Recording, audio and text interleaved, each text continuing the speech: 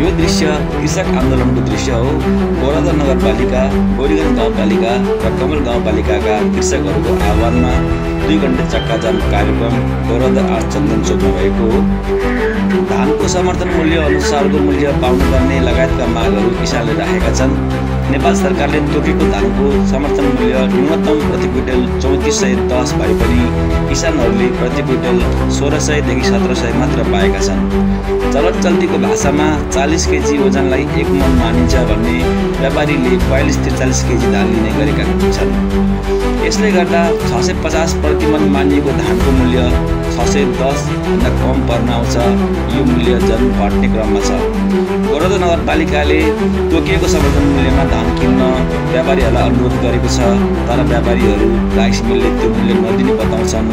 अब स्थानीय सरकारबाट के कस्तो कदम चालिन्छ हेर्न बाँकी छ।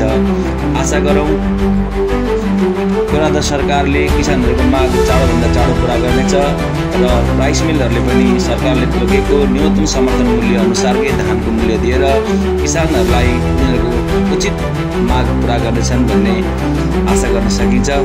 जय कृषि, जय कृषि, जय कृषि।